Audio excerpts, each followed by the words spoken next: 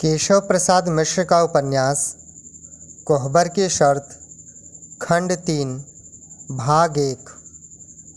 गुंजा विदा होकर बलिहार आ गई। बलिहार की पतोहू घर की स्वामिनी बनकर। सूना उदास घर एक बार फिर से भर गया। संबंधियों में ओमकार की एक बूढ़ी विधवा फूआ तथा एक और स्त्री आई थीं। असवारी जब दरवाजे लगी तो ओमकार के साथ गठबंधन किए दौरी में डेग डालती हुई गुंजा को गांव भर की चिर परिचित लड़कियों ने घेर लिया। पहले की सखी गुंजा अब किसी की भौजाई, किसी की चाची हो गई। 2-3 दिनों तक तो कंगन छूटा, कथा हुई, भोज भात हुआ, घर में रौनक बनी रही। घर की इस चहल पहल में रामू सबसे अनचिन्हा रहा। वह हर समय गुंजा के पास सटा रहता। औरतें कहती, अच्छा हुआ जो इनका ब्याह इसी घर में हो गया, नहीं तो इस लड़के को बड़ा दुख होता।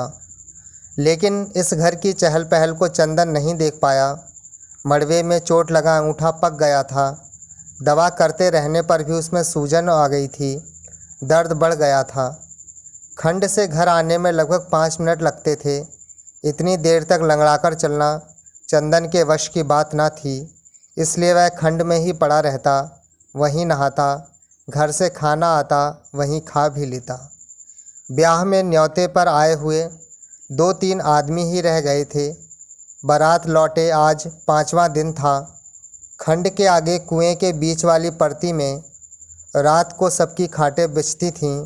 पहले चंदन की, फिर 3 रिश्तेदारों की, अंत में ओमकार की। पाँव में आज पीड़ा अधिक होने से चंदन बेचैन था। थोड़ी देर को भी लगातार पाँव एक जगह रख नहीं पाता था। ठीक से आज खाना भी ना हो सका। आधा पेट खाकर वह चारपाई पर लेट गया। कभी बाईं करवट, कभी दाईं। आँख लगी किंतु पीड़ा ने सोने ना दिया। प्यास के मारे गला सूखा जा रहा था। चारपाई के नीचे अंगोछे से तोपकर रखा हुआ लोटे का जल पीने को उठाया तो एकदम गर्म। पीने की हिम्मत ना हुई। सोचा भैया को जगाए कि एक लोटा जल कुएं से खींचकर दे दें। आखिर में लगी भाई की खाट की ओर ताका तो वह सूनी थी। अगल बगल के खंडों की ओर ताका तो सारे लोग सो रहे थे। धीरे धीरे झुरने वाली उस गर्म पछुआ ने रात में और भी सूनापन भर दिया था। भैया गए कहाँ? प्यास तो सही न जा सकी, उठना संभव न था। कुछ देर प्रतीक्षा करने के बाद वह लोटे का गर्म जल गटगट करके पी गया। गले में कुछ नमी आई तो नींद की खुमारी उतरी। तब सहसा उसे कुछ सूझ गया जिसने पाँव के दर्द को देह भर में पसार दिया। देह मन की उस व्यथा में चंदन मुंह के बल लेट गया और दोनों हाथों से आँखों को कसकर दबाकर उसने सिर तकिए में गड़ा लिया। गर्म हवा में धीरे धीरे ठंडक आने लगी। चित्त हो चंदन ने आंखें खोलकर देखा तो भोर हो रही थी और घर की ओर से कोई खंड की ओर आ रहा था। धुंधलके में पहचानना तो न जा सका, किंतु आदमी पास आया तो चंदन ने चाल से पहचाना, ये तो भैया हैं। और भैया अपनी खाली खाट पर चुपचाप आकर लेटने को बैठे कि खटिया का कोई बंध पट से टूट गया। चंदन को सब कुछ समझ में आ गया। जी हुआ कि पगे अंगूठे को चारपाई की पाटी पर कसकर दे मारे। केशव प्रसाद मिश्र का उपन्यास कोहबर की शर्त खंड 3 भाग 2। 7-8 दिनों के भीतर भीतर न्योते में आए हुए सभी स्त्री पुरुष विदा हो गए। गुंजा इस चिर परिचित घर में अकेली हो गई। घर की बहुत सी चीज़ें जहाँ जैसे रख गई थी वैसे ही मिली, इसलिए काम धाम शुरू करने में कोई कठिनाई नहीं हुई। सभी कुछ वैसा ही था, किंतु वह स्वयं ही बदल गई थी। मन की सारी उमंगें, सारे उल्लासों को जैसे पाला मार गया था। घर के कामकाज अपने आप ही शुरू हो गए। बंदिनी राजकुमारी की तरह गुंजा अपने ही घर में कैद कर दी गई। बुझी बुझी सी एक अजीब सी विवशता में वह जिंदगी की राह पर चल पड़ी।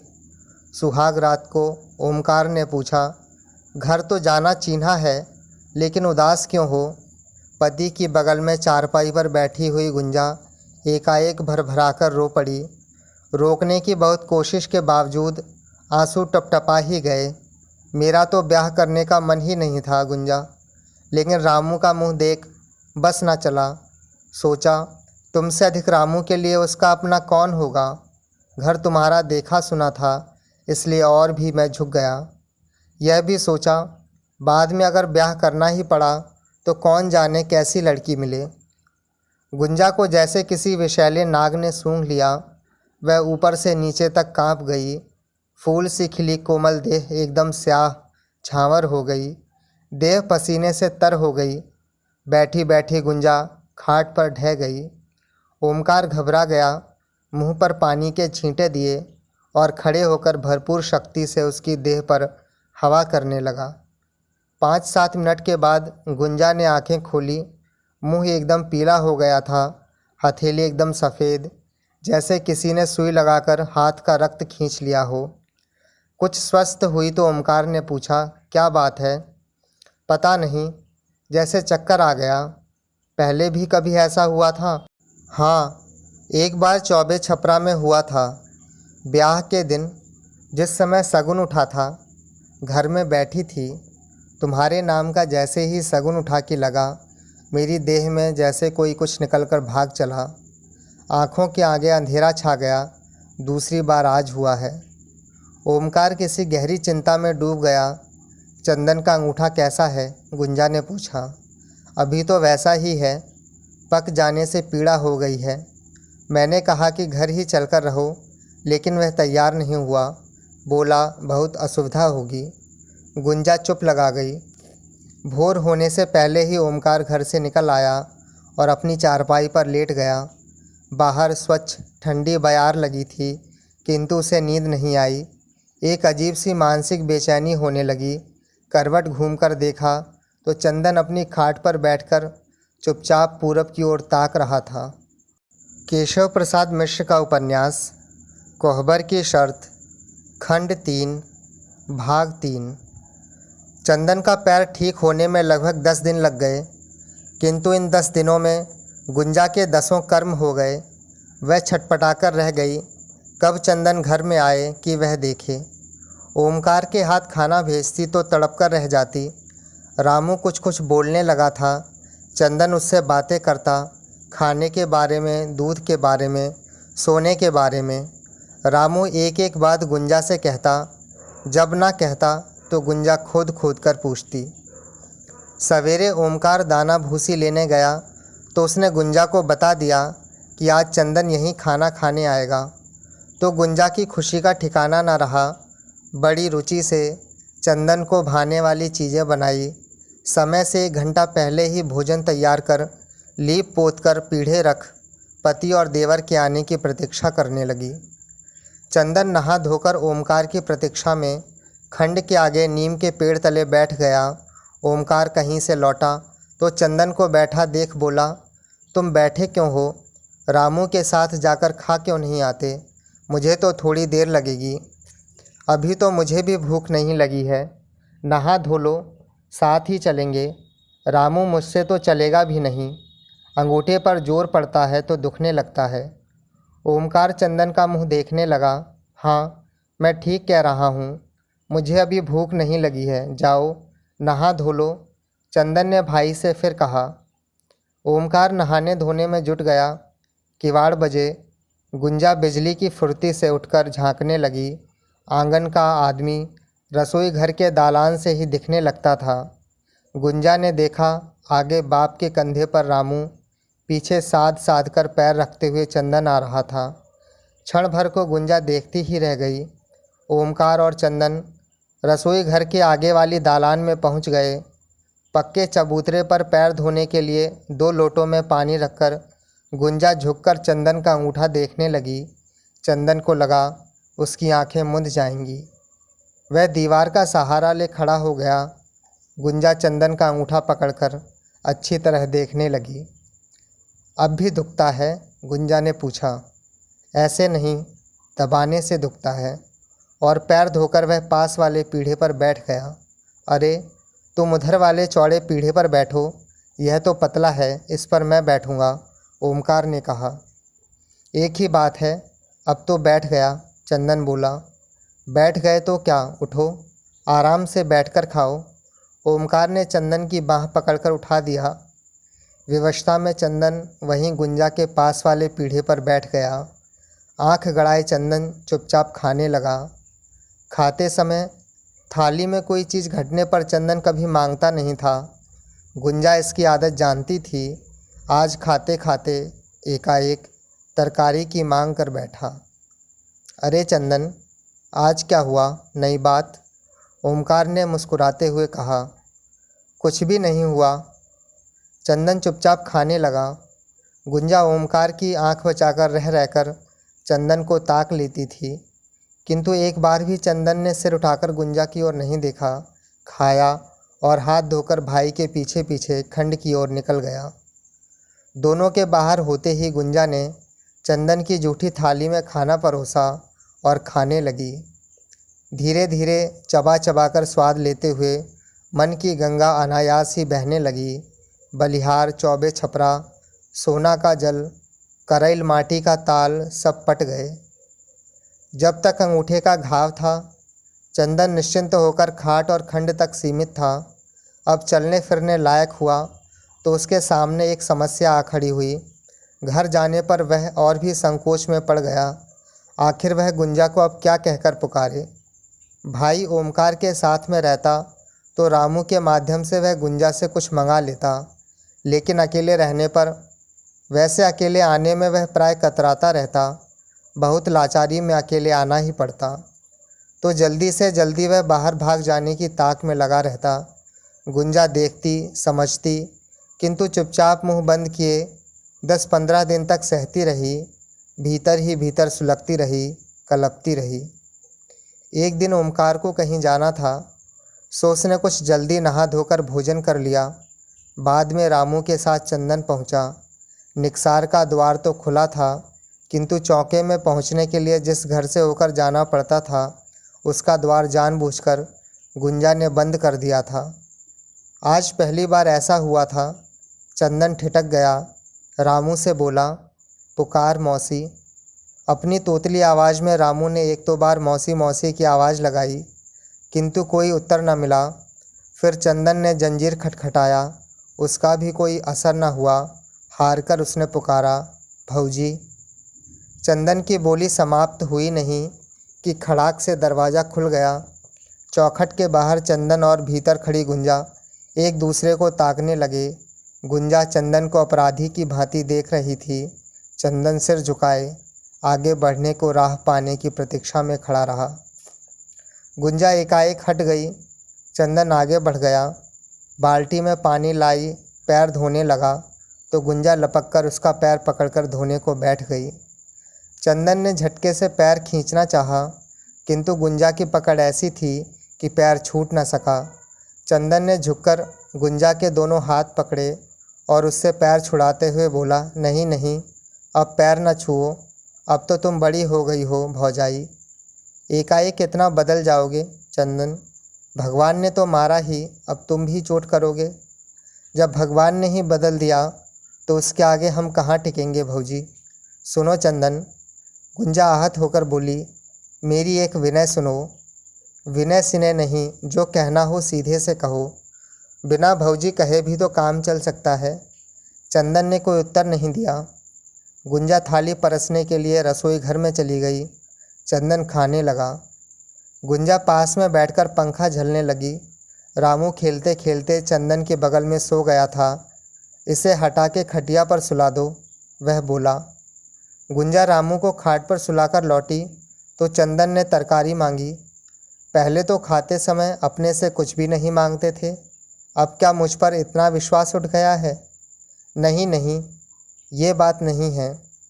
तो फिर क्या बात है? एकाएक इतना क्यों बदलते जा रहे हो? मुंह में डालने के लिए हाथ का उठा हुआ कौर हाथ में ही रह गया। पहले की बात है, जब भौजी आई थीं, ऐसे ही खाते समय कुछ घट गया। 2-3 बार मांगा। भौजी किसी काम में बजी थीं, सुना ही नहीं, फिर वैसे ही उठ गया। तब से प्रण किया कि अब खाते समय घटने पर कभी किसी से मांगूंगा नहीं। भौजी ने बाद में जाना तो बहुत रोईं, लेकिन सोच लिया तो सोच लिया। खाते समय तभी से कभी वे मेरे सामने से हटी नहीं। लड़कपन को क्या कहूँ, उनसे बहुत खिसिया जाता था। लेकिन मेरी वह जिद बड़ी अशुभ निकली। भौजी चली गईं। तुम आई तो अपने मन के भय से वह प्रण मैंने तुम्हारे सामने तोड़ दिया। गुंजा चंदन का मुंह ताकने लगी। फिर गुंजा बोली, तुम्हारा बहुत बड़ा भरोसा था चंदन। मैं सोचती थी कि मेरे नेह छो में यदि बल होगा तो तुम्हें पाऊंगी ही। बाबू ब्याह तय कर लौटे तो जी हुआ तुलसी के चबूतरे को अखबारी में भर लूं। चंदन, मैं आसमान में पहुंच गई, लेकिन सगुन में पहुना का नाम सुना तो धरती पर आ गिरी। आज सोचती हूँ कि आदमी का भाग्य ही बली होता है। हाँ, कभी कभी बहुत चाह कर कर भी मन को बोध नहीं होता, कोई जवाब नहीं मिलता। मैं तो परबस थी, लेकिन तुम कैसे मान गए? जिंदगी में नेह छो ही तो सब कुछ नहीं होता गुंजा। जिस भाई ने बेटे के समान पाला, उसके आगे मैं मुंह खोलकर कहता कि भैया तुम अपना ब्याह कहीं और करो। गुंजा, तुम तो बाद में आई हो। आंखें खुली तो पहले भैया को जाना। चुप लगाकर चंदन गुंजा को देखने लगा। घर में एकाएक निस्तब्धता भर गई थी। चंदन फिर कहने लगा, लेकिन कहीं तो तुम्हारा ब्याह होना ही था। मान लो बलिहार ना आकर किसी और गांव चली जाती तो? तब चंदन जल में खड़े होकर कपड़ा धोने वाले धोबी सी प्यास से मरने वाली है गति तो मेरी ना होती। अब तो दिन काटने ही हैं गुंजा, चाहे मैं चूका या तुम चूक गईं। यह तो सगुन में पहुना का नाम सुनते ही कोई तमाचे मारकर कह गया, और मैंने भी सोचा कि यदि दुख ही भोगना है तो दुख देने वाली आँखों के सामने सही।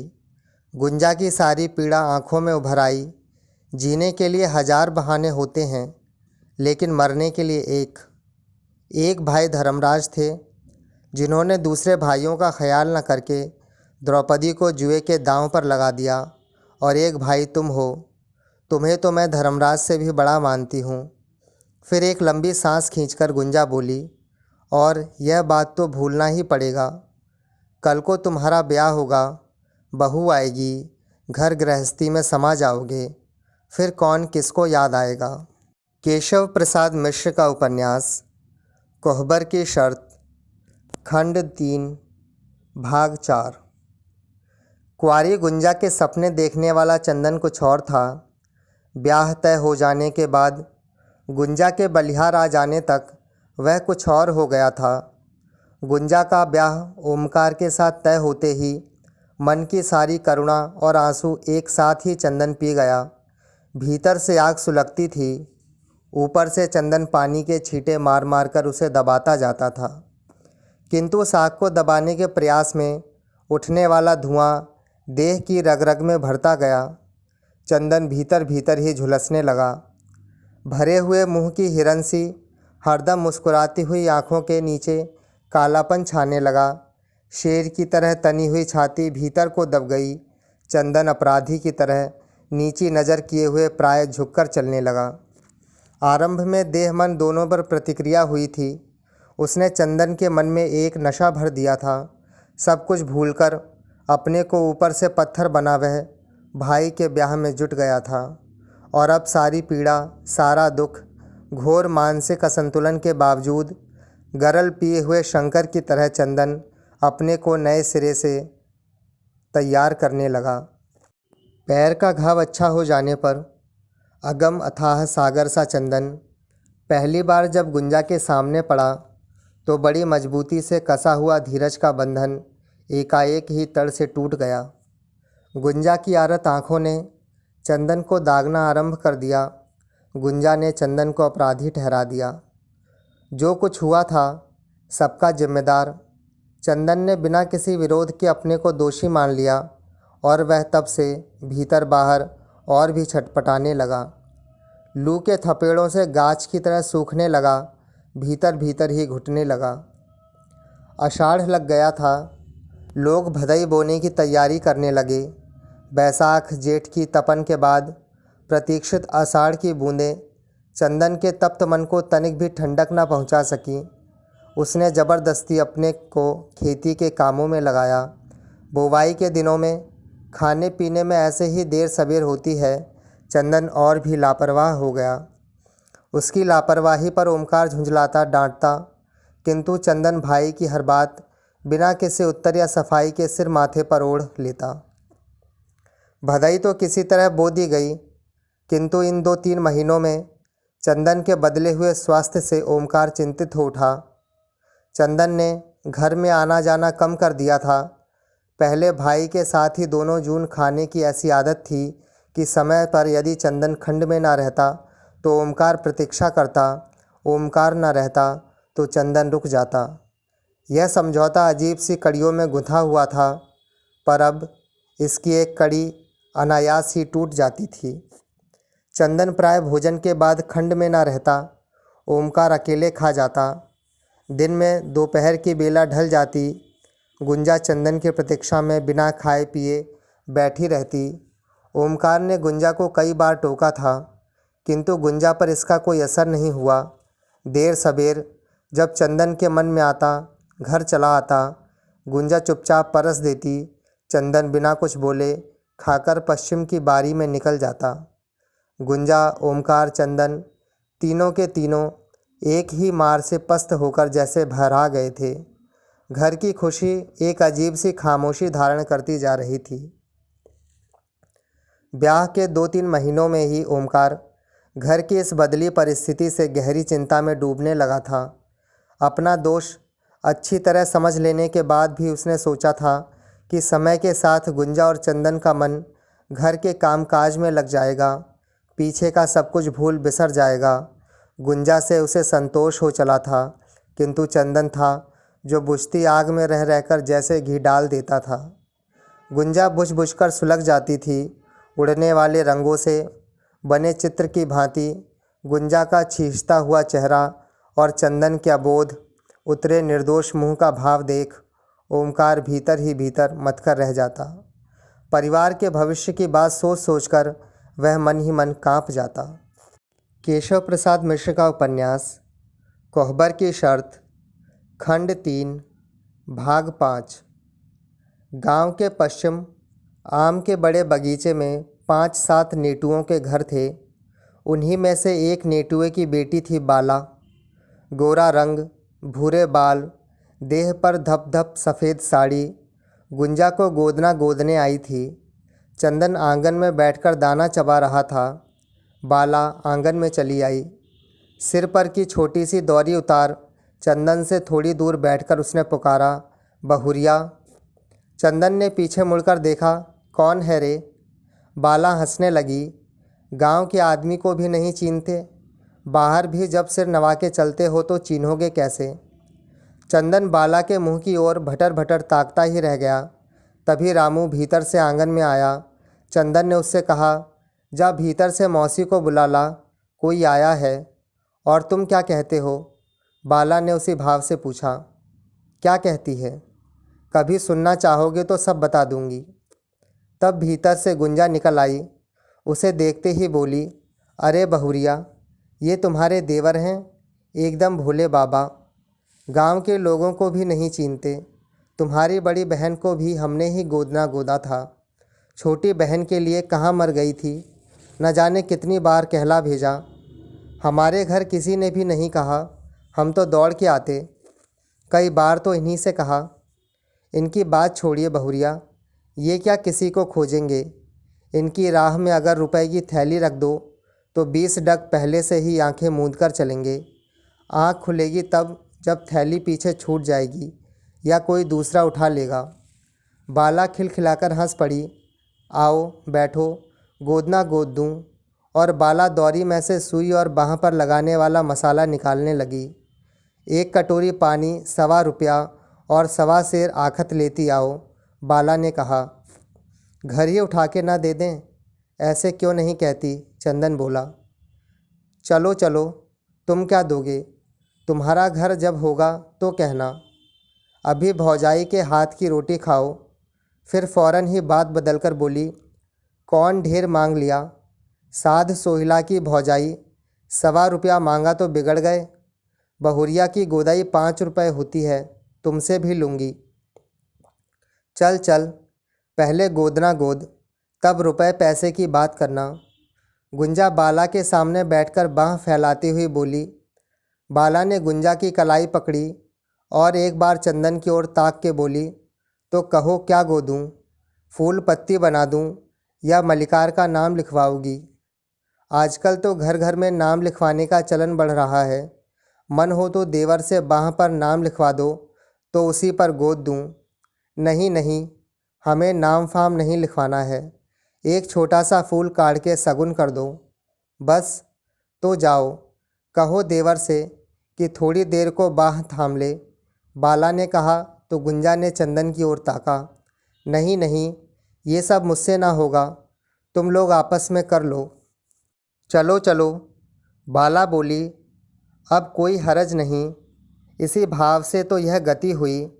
इतना लचकोंकर बनोगे तो दुनिया में कोई भी नहीं पूछेगा। मुंह में कोई कौर नहीं डालता, सब स्वार्थ के मीत होते हैं। और बाला उठकर चंदन की बाह पकड़ गुंजा के पास खींच लाई। चंदन ताकता ही रह गया। बाला का तनिक भी विरोध किए बिना वह चुपचाप गुंजा के पास, जहां बाला ने बिठाया, बैठ गया। लो, कसके हाथ पकड़े रहना, नहीं तो सुई इधर उधर गड़ जाएगी तो बाद में बड़ा दर्द होगा। चंदन ने गुंजा की बाह पकड़ ली। बाला टप टप सुई से गूंदने लगी। पीड़ा बढ़ी तो गुंजा ने मुंह फेर लिया। कलाई और कुहनी के बीच गुंजा की गोरी नरम बाह पर खून की बूंदें उभरने लगीं। गोदना गुद गया तो गुंजा ने भीतर से एक डलिया भरकर अनाज ला बाला की दौरी में डाल दिया। यह तो हुआ आखत, और बाकी? बाला बोली।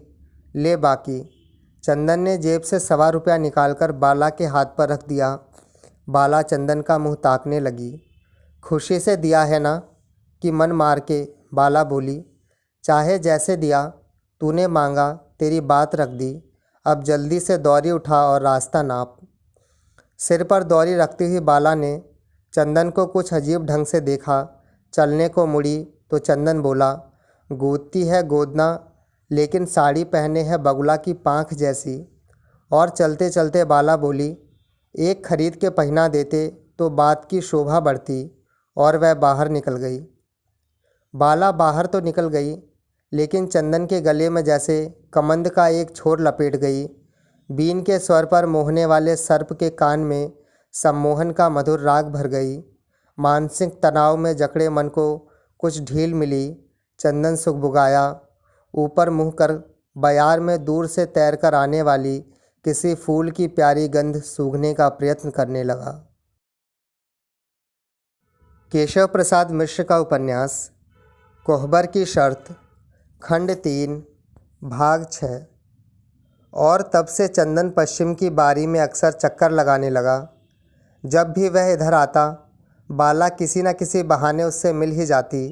राह चलते भी 2-4 बातें बोल देती। पहली बार गांव के लड़कों में उसने चंदन से बोलना शुरू किया। सावन बीत रहा था। इस साल बाढ़ नहीं आई तो गांव के लोगों में अपार खुशी भरी हुई थी। जनेरा जोनहरी के खेत सरेह में लहलहा रहे थे। पश्चिम की बारी के ठीक उत्तर बगीचे के कोने पर चंदन के कई खेत थे। इनमें जोनहरी जनेरा दोनों खूब लगते थे। घर के जानवर हरियरी से अघा जाते। 2-3 दिन से वर्षा थम गई थी। माल गोरुओं के लिए खेतों से हरियरी काटना आसान हो गया था। लोग अपने अपने खेतों में हंसुआ लेकर जुटे थे। दोपहर के बाद लगभग 2 घड़ी बेला ढल चुकी थी। पश्चिम की बारी वाले किसी खेत से हरियरी का एक बड़ा बोझ सिर पर लिए हुए चंदन घर की ओर जा रहा था। बोझ भारी होने से चाल में कुछ तेजी थी, जिससे डड़ार पर झुके हुए दोनों ओर के खेतों में पोर से भर ऊपर उठी हुई फसलों के पत्ते बोझ की रगड़ से फड़फड़ाहट पैदा कर देते थे।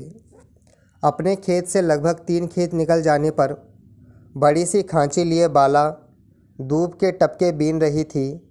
किसी के डड़ार पर बैठे रहने पर भी बगल से कतराकर निकला जा सकता था, किंतु बाला ने अपनी बगल में दूब से भरी हुई खांची रख दी थी। सिर पर बोझ वाले आदमी के लिए खांची लागकर आगे निकल जाना संभव न था। दुल्की चाल में चलते हुए चंदन ने 10 कदम पहले से ही आवाज़ लगाई, कौन है रे? किंतु उस पुकार का कोई असर नहीं हुआ। बाला ने घूमकर पीछे की ओर ताका तक नहीं। चंदन बढ़ते हुए आवाज़ें लगाता गया, किंतु बाला टस से मस न हुई और पहले की तरह खुरपी से घास छीलती गई। पास पहुंचकर चंदन रुक गया। डड़ाल पर ही टपके बीनने थे और मिलते ही कहाँ हैं? नहीं मिलते तो राह रोक के बैठ जाओगी? तुम्हारी राह कौन रोक सकता है? मर्द बच्चा हो, खांची लांघ के निकल जाते। कपार पर बोझा, राह में खांची लांघता फिरूं, तब तो हो गया। तुमसे तो बतियाते भी डर लगता है। डर लगता है तो खेतों के बीच टपके बीनने क्यों आई? सुनो, बाला ने धीमे स्वर में कहा। सुनो क्या? सिर पर का बोझ नहीं देखती? बस इतने में ही कांपने लगे। भारी लगता है तो 2 द्वार पर पटक आऊं? खड़े होकर उसने चंदन के बोझ पर दोनों हाथ फैला दिए। रहने दे, रहने दे। दाएं हाथ से चंदन ने बाला का दाहिना कंधा पकड़कर उसे अलग हटाते हुए कहा, हटो, राह छोड़ो। नहीं, पहले एक बात बता दो। क्या है? जल्दी पूछ। सब खेतों में मचान पड़ गई, तुम्हारे खेत में नहीं गड़ेगी क्या? जनेरा का खेत तो इस तरफ का ही है, एक खेत के लिए क्या मचान गड़े? मैं तो पूरब खेतों में अगोरने जाता हूँ। 5 खेत सटे हुए हैं, एक ही आदमी से काम चल जाता है। अब तो बालें लगने लगीं। उधर तो बानर सियार पहुँचते नहीं, लेकिन यहाँ तो सत्यानाश कर देते हैं। फिर थोड़ा सा मुस्कुराकर बोली, मचान तो गाड़ दो, मैं ही रात को अगोर दिया करूँगी। तुझको तो खुद ही अगोरा जाता है, तू खेत अगोरेगी? चंदन ने मुस्कुराकर कहा। बाला कुछ लजाकर बोली, मचान गाड़ के देख लो। एक बार बाला की ओर चंदन ने भेद भरी दृष्टि से देखा, फिर दाहिने पैर से आगे डड़ार पर पड़ी खांची बगल में सरकाकर आगे निकल गया। थोड़ी देर बाद बाला भी आधी खांची घास लेकर घर लौट आई। महतारी ने पूछा, आज किधर निकल गई थी रे? यहीं बगल में डड़ार पर तो थे, बस आधी खांची ही लाई। धरती अभी बहुत नरम है, घास के साथ माटी निकलती है और खांची भैंस के आगे पटककर वह मड़ई में घुस गई। केशव प्रसाद मिश्र का उपन्यास कोहबर की शर्त, खंड 3, भाग 7। चंदन का मन खेती में लगा। बाढ़ न आने से जनीरा के खेतों में दोहरी तिहरी बालें आने लगीं, तो मन में एक नए सिरे से उल्लाह भरने लगा। गांव के चारों ओर के जनीरा के खेत दिन में एक बार वह घूमकर देख आता। पश्चिम की बारी वाले खेत की फसल अच्छी थी। ऊंचे पुष्ट पौधों में अन्य खेतों की अपेक्षा बालें लंबी लग रही थीं। चंदन ने ओमकार से इस खेत में भी मचान गाड़ने की बात चलाई। खेत के मामलों में ओमकार पूरी तरह चंदन की बात मानता था। कौन खेत बोया जाएगा, कौन खेत परती रहेगा, किस खेत में क्या बोया जाएगा, यह चंदन के मन की बात थी। किंतु हर काम में चंदन बड़े भाई की राय जरूर पूछ लेता। पश्चिम की बारी में मचान गाड़ने के लिए भी उसने ओमकार से पूछ लिया। मचान गड़ गई। जनेरा के घने खेत के बीच में चौड़े फूस की छाजन वाली ऊंची मचान चढ़ते समय मचर मचर करती थी। दोनों ओर की फूस की उरियानियों को काफ़ी नीचे तक लटका दिया गया था कि पानी की बौछार मचान पर सोए हुए को भिगो न सके। रात को खा पीकर चंदन उसी मचान पर चढ़ गया। पछुआ धीरे धीरे जोर पकड़ रही थी। आसमान में काले बादलों का बोझ सरेह पर झुकता जा रहा था। 1.5 पोर से ऊंची जनेरा जोन्हरी की तनी हुई फसलें भादों की उस घनी अंधियारी रात में पछुआ झकझोरने लगी। रात के सुनेपन को भेदने वाली पौधों की सरसराहट बढ़ने लगी तो चंदन सिरहाने की चादर ओढ़कर बैठ गया। देह में बड़ी बेचैनी सी थी। हवा तेज झोंके से रह रहकर मचान को हिला देती थी तो लगती हुई नींद उचट जाती। चंदन जोर जोर से सियारों को हुलकाने लगा। रात का सूनापन बढ़ता जा रहा था। एक ओर 2-3 बीघे पर लंबी चौड़ी पश्चिम की बारी, दूसरी ओर 20-25 बीघे पर नदी। पलानी में से पास वाली मटिया की लालटेन की रोशनी साफ दिखाई देती थी। मौनी बाबा नियम से रात को 11 बजे सोते थे। चंदन थोड़ी देर तक सियार और जानवरों को हुलकारता रहा। मन हुआ कि दूसरे खेत के मचान पर सोए, राम रतन को आवाज़ दे, लेकिन वह 4-5 खेत के बाद था। फिर पछुआ की सरसराहट में सुनाई ही कहाँ पड़ता था। थोड़ी देर बाद चंदन ने फिर एक बार मठिया की ओर ताका तो मौनी बाबा की लालटेन बुझ गई थी। वह मचान पर लुढ़क गया, चादर को पैर और सिर के नीचे अच्छी तरह दबाकर ओढ़ लिया। जनीरा के पत्तों पर टप टप होने लगी तो समझ लिया कि पानी शुरू हो गया।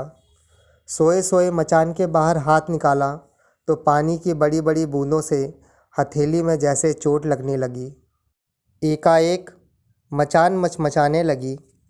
चंदन अंधकार में ही नीचे देखने की कोशिश करने लगा। दिखाई तो कुछ नहीं पड़ा, लेकिन मचान का हिलना बढ़ता गया। कौन है? चंदन ने कड़े स्वर में पूछा। कहीं कोई आहट न मिली। चंदन करवट लेकर लेट गया। बूंदों के टपके बंद होकर पानी की बौछार शुरू हो गई। मचान फिर हिलने लगी। करवट लेटे लेटे चंदन ने झुककर देखा, सफ़ेद साड़ी पहने कोई औरत मचान पर चढ़ रही थी। चंदन पल भर को कांपकर बोला, कौन है रे? बाप रे बाप, एकदम सुन्न हो क्या? कब से मचान हिला रही हूँ। ये नहीं होता कि तनिक नीचे उतर कर देखते। यही खेत अगोरने चले हो? कहती हुई बाला ऊपर चढ़ाई। अरे तुम यहाँ क्या करने आई हो? पानी और तेज हो गया। बगल से पानी की बौछार भीतर आने लगी तो बाला चंदन के पास और सरक गई। भीतर से दोनों किनारे में बंधे हुए टाट के पर्दों को चंदन ने गिरा दिया। तब पानी से थोड़ा बचाव हुआ। 8 दिन पहले कहा था मचान आज गड़ी है? बाला ने पूछा। भादों की आधी रात की अन्हारी बारी में कैसे निकली रे? तुझे डर नहीं लगता? हमको डर फर नहीं लगता। और घर के लोग? बाबू 3 दिन के लिए कहीं काम से गए हैं। माई की नाक बज रही थी। अगर जाग गई तो? जाग भी जाएगी तो क्या करेगी? वह तो कह रही थी कि मैं तुमसे बहुत ना बोला करूं, गांव में बदनामी हो जाएगी। मैंने कहा, हो जाएगी तो हो जाए, जिससे मेरा मन मानता है बोलूँगी। बदनामी का डर है तो मेरी शादी कर दे, तेरी आँख की ओट हो जाऊँगी। एकाएक बड़े ज़ोर से बिजली चमकी। बिजली की कौंध के हल्के से प्रकाश में दोनों ने एक दूसरे को देखा। फिर इतने ज़ोर की कड़क हुई कि डर से बाला ने चंदन को कसकर पकड़ लिया। गरज के साथ पानी की बौछारें तेज होने लगीं। मूसलाधार जल में इतनी तेजी आई कि बात करना कठिन हो गया। हवा तो थम गई, किंतु पानी की तेज बौछारों से जनेरा, जोन्हरी के खेत, बगल का बगीचा एकदम से ढक गई। न जाने रात कितनी देर तक ऐसा चलता रहा। भोर होने के बाद भी चंदन सोता रहा। अगल बगल के मचान वाले उठकर अपने अपने घर चले गए थे। नींद खुली तो मौसम कुछ साफ हो गया था। पानी के उमड़े हुए बादल तो नहीं थे, लेकिन हल्की हल्की झींसी पड़ रही थी। मचान पर बैठे बैठे ही उसने चारों ओर सरेह में नज़र दौड़ाई। जोन्हरी, जनेरा और अरहर के पौधे रात के पानी की मार से जैसे पस्त होकर झुक गए थे। करीब करीब सभी खेतों में पानी भर गया था। नीचे पैर लटकाकर चंदन चांचर पर कुछ देर बैठा रहा। रात की बरसात मन में सिरहन भर देती थी। पोर पोर ढीले पड़ गए थे। रग रग की जगड़ खुल गई थी, किंतु देह में सुस्ती और नींद न आने से आंखों में कड़वाहट भरी हुई थी। जी चाहा फिर लेट जाए, लेकिन माल गोरुओं की नांद से लगाने की देर हो रही थी। दरी, लाठी और ओढ़ने वाली चादर कंधे पर रख धीरे धीरे नीचे उतर गया। डडार पानी में डूब गए थे। निर्मल जल में डडार के ऊपर उठी हुई दूबों को रौंदता हुआ चंदन द्वार की ओर चला। बारी के बीच से बाला की मड़ई से सटकर राह गई थी। मड़ई के पास पहुंचा तो अनायास ही निगाह घूम गई। बाला नांद पर लगी भैंसों को कुट्टी डाल रही थी। चंदन से देखा देखी हुई तो बाला के मुंह पर गुलाबी हंसी बिखर गई। चंदन फिर आगे बढ़ गया। चंदन द्वार पहुंचा तो ओमकार ने गोरुओं को नांद से लगा दिया था।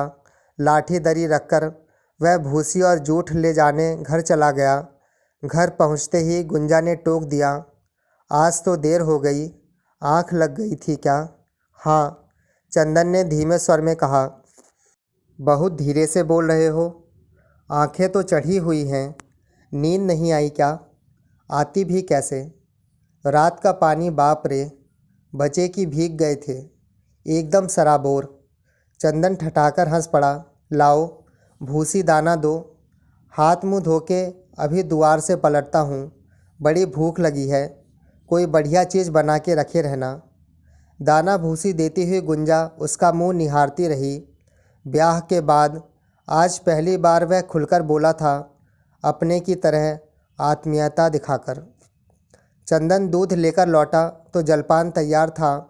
मोटे मोटे घी में तले हुए 4-5 लिट्ट और बड़ी सी गुड़ की एक भेली फोड़कर थाली में फैलाकर गुंजा ने चंदन के आगे सरका दी। चंदन खाने लगा।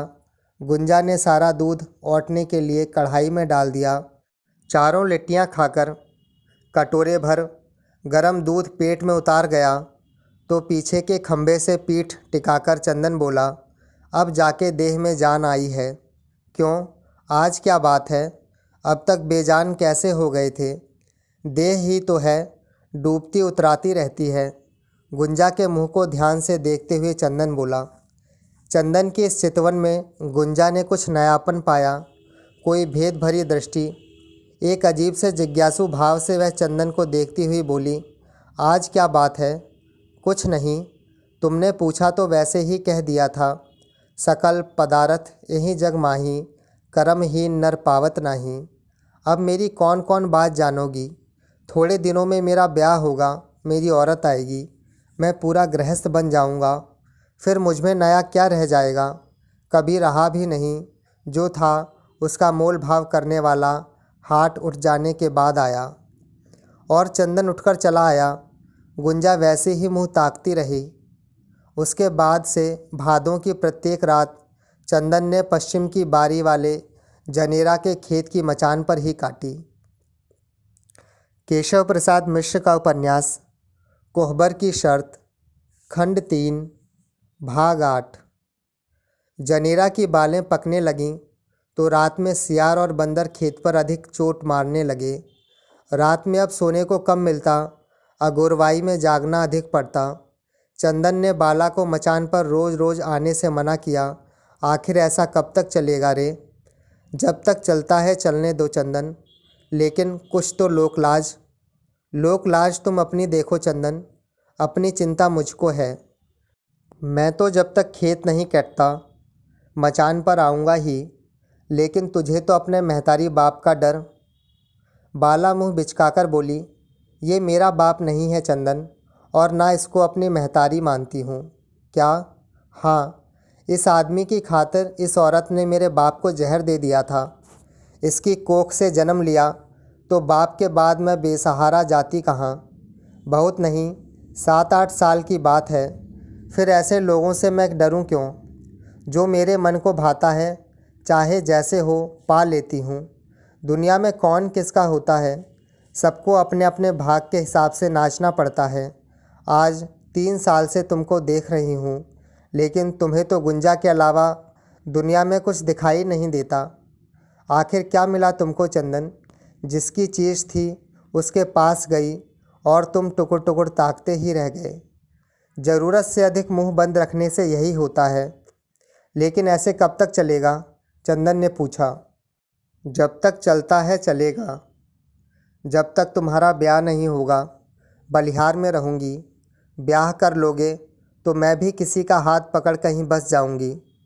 माई तो इसी साल के लिए कहती थी, लेकिन मैंने कह दिया कि जब तक मैं हाँ ना करूँ कहीं बात मत देना।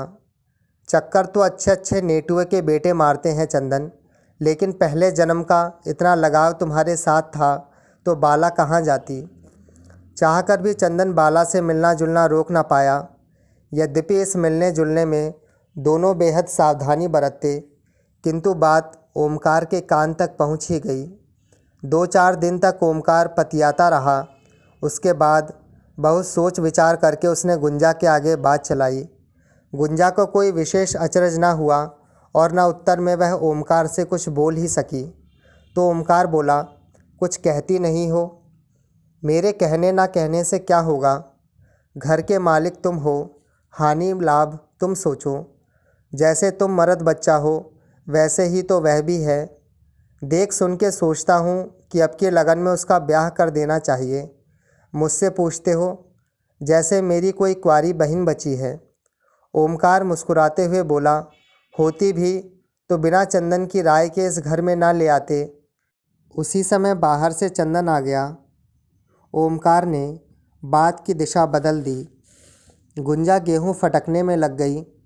चंदन के बैठते ही ओमकार ने पके हुए खेतों के कटवाने की बात छेड़ दी। पहले किधर के खेत कटेंगे चंदन? पक तो सभी गए हैं। पश्चिम की बारी वाले पर बानर सियार अधिक चोट मारते हैं। पहले वही कटवा दिया जाए।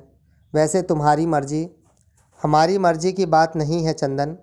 घर गृहस्थी, नीमन बाउर, कुल खानदान की इज्जत के मालिक तुम हो। जो अच्छा समझो करो। जहाँ कोई बात समझ में ना आए हमसे पूछ लिया करो। किसी चीज़ की कमी पड़े बता दिया करो। बाहर तुम, भीतर तुम्हारी भौजाई। मैं तो बस कहने भर को हूँ। 2-4 मिनट चुप लगाकर ओमकार फिर कहने लगा, एक बात पूछनी थी हमसे। चंदन कुछ हचरत से बोला, हाँ। कई जगह से लोग बात चला रहे हैं। अगर कहो तो किसी अच्छे घराने से बातचीत करूं और फिर तुम्हारी ही राय से अगली लगन में तुम्हारा ब्याह हो जाए। अपना ब्याह किया था तो हमसे पूछा ही था। हमारे ब्याह के लिए भी हम ही से पूछोगे? ब्याह तो तुम्हारा ही होना है। पसंद नापसंद तुम्हारी होनी चाहिए, ओमकार ने कहा। अब मेरी पसंद या नापसंद की बात नहीं रही भैया। जहाँ ले चलोगे चला चलूँगा। ब्याह तो करना ही है। बिना ब्याह के कब तक चलेगा? कहकर चंदन ओमकार की ओर देखने लगा।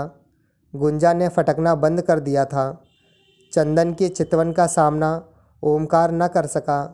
ओमकार बातचीत के सिलसिले में बाला के संबंधों की ओर इशारा करना चाहता था, किंतु छोटे भाई की करुणा के आगे वह स्वयं ही चित्त हो गया। जो कुछ हमसे हुआ चंदन, ओमकार कहने लगा, अनजाने में हुआ। यह भी मैं पूरी तरह नहीं कह सकता, लेकिन क्या करूं, जो हो गया सो हो गया। मन में उसी एक बात का दुख लिए रहोगे तो आगे के दिन कैसे कटेंगे? तुम दोनों मुझसे छोटे हो, लेकिन पीछे का भूल बिसार के यदि खुश मन से नहीं रहोगे तो मेरे मन की कसक कभी दूर ना होगी। अब भी तुम ही हो, मेरे बाद भी तुम्हें ही संभालना है, लेकिन हमारे या तुम्हारे कारण वंश की प्रतिष्ठा पर कोई अंगुली उठावे, यह ना तो तुम सहोगे ना मैं सहूँगा। मर्यादा बड़ी कठिनाई से मिलती है, जाते तो देर नहीं लगती। और ओमकार ने उठते हुए कहा, भौजाई से भी बात कर लो। उनकी आंख में कोई लड़की हो तो आपस में राय बात कर लो। गुंजा को जैसे आग छू गई। बलिहार के लोग डाकू होते हैं, डाकू। गुंजा चंदन की ओर देखती हुई बोली, गाजे बाजे के साथ गए थे भौजी, चोरी से नहीं गए थे। चंदन हंसने लगा। ओमकार भी उसी रौ में बाहर निकल गया। ओमकार के निकलने के बाद घर का वातावरण और भी सरल हो गया। गेहूं फटकना बंद कर गुंजा उसकी मिट्टी बीनने लगी। बोने के लिए बीज बना रही थी, इसलिए अधिकतर आंखें धरती पर फैली हुई गेहूं की राशि पर गड़ाए रखनी पड़ती थी। आंगन में बिछी हुई ईंटें उबड़ खाबड़ थीं, इसलिए हाथ से गेहूं को इधर उधर करने में सावधानी रखनी पड़ती थी।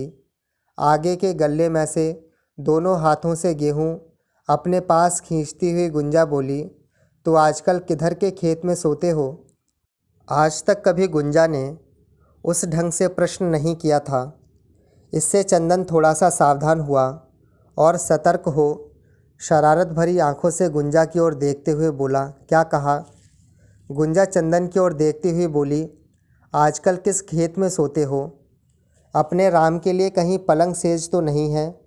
जहाँ मन किया वहीं ढरक गए, तो क्यों नहीं पलंग सेज का इंतजाम करते? इंतजाम तो हो गया है भौजाई, लेकिन सेज तो सूली पर लगी है। गुंजा चंदन का मुंह ताकने लगी। ऐसी सेज की जल्दी क्या थी? जल्दी तो मैं जानता हूँ, कभी मौका आएगा तो बता दूँगा। बताओ ना। जादू में इतना तेज था कि देवर बरसाती नदी नाले में डुबकी लगाने लगे। कौन कहे कि देवर के लिए आसपास गंगा जी बह रही हैं? चंदन व्यंग से बोला। वैसे गंगा जी में खड़े हुए की प्यास अगर नदी नाले के जल से ही बुझे तो क्या करें, कोई प्यासा ही मर जाए। गेहूं बीनते हुए गुंजा के हाथ एकाएक रुक गए। वह अजीब सी चितवन से चंदन को देखने लगी। उत्तर में चंदन वैसे ही देखता रहा। अगल बगल के वातावरण में अनजाने ही जैसे कुछ भरता जा रहा था। किंतु हमने सोचा था चंदन, गुंजा सामने की बड़ेरी की ओर देखती हुई बोली।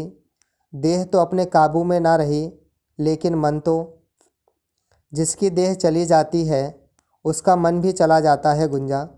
सब कहने की बातें हैं।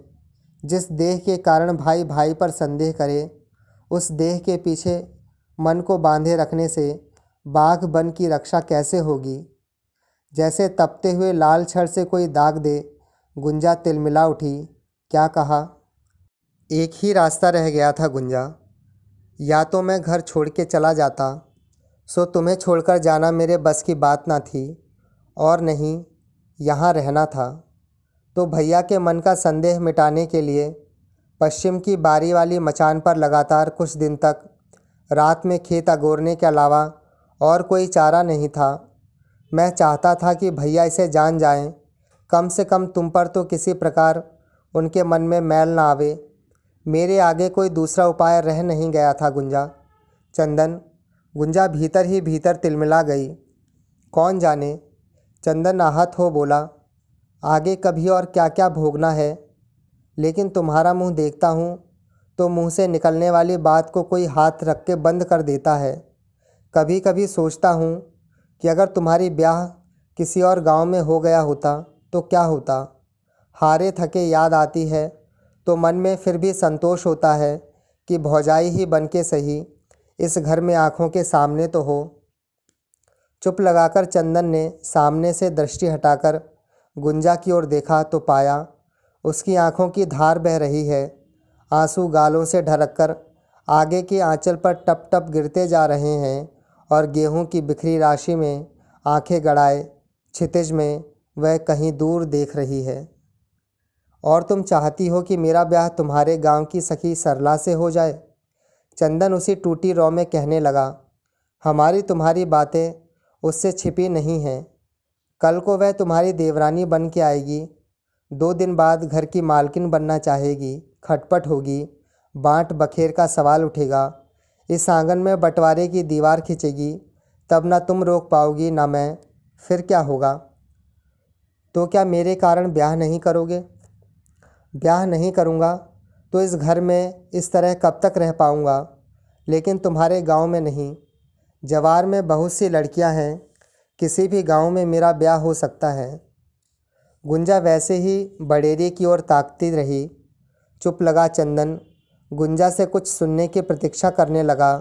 2-3 मिनट तक कोई भी नहीं बोला तो चंदन ने स्वयं ही मौन तोड़ा। कुछ बोलो। क्या बोलूं चंदन? मैं किस लायक हूं जो बोलूं? ब्याह हुआ था तो यही सोच के मन को संतोष किया था कि किसी मनचाही लड़की को तो तुम्हें सौंप दूंगी, देख रेख खुद करूंगी। लेकिन जब से बाला वाली बात सुनी है तो मन में कुछ खौलने सा लगा है। लगता है मेरी धरोहर कोई लेके भाग रहा है। चंदन, न जाने कैसा लगता है। अब अंदाज लगाओ गुंजा कि तुम्हारा ब्याह जब भैया से हुआ तो मुझे कैसा लगा होगा।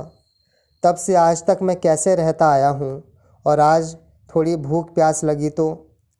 नहीं नहीं चंदन, बाला से बोलने को मना नहीं करती। मुर्दे की देह पर 2 मन न 4 मन, यह अपने स्वार्थ की बात थी। बहुत हुआ, मेरे कारण अधिक दुख ना भोगो। उपदेश देना तो सबको आता है, लेकिन कभी कभी सोचती हूँ तो सब कुछ अपने पर ही आ पड़ता है। क्या आ पड़ता है? यही कि ये सब आखिर मेरे ही कारण तो हुआ या हो रहा है। हमारे या तुम्हारे मन के ताप को कोई न देखेगा चंदन, लेकिन बाला से बोलने बतियाने पर सभी अंगुली उठा देंगे। कुल की लाज मर्द औरत दोनों के हाथ रहती है। यह सोचती हूँ तो मन को बोध नहीं होता। तो ठीक है, तुम्हारे मन को जिससे बोध हो आज से चंदन वही करेगा, लेकिन एकाएक नहीं गुंजा, धीरे धीरे। अब सांझ हो गई, जाता हूँ। द्वार पर बहुत काम है, भैया हो ना हो, कहता हुआ चंदन बाहर निकल गया। केशव प्रसाद मिश्र का उपन्यास कोहबर की शर्त, खंड 3, भाग 9।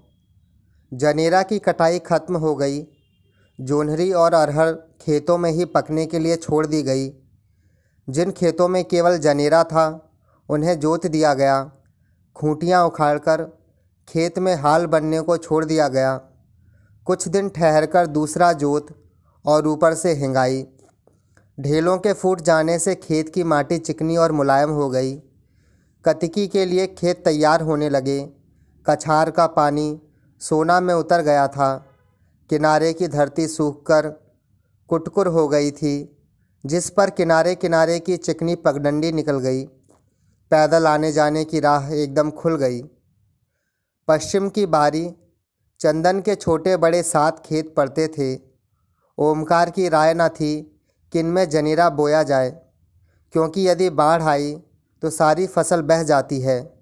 फिर खेतों में डाले गए बीज भी डांड पड़ते हैं।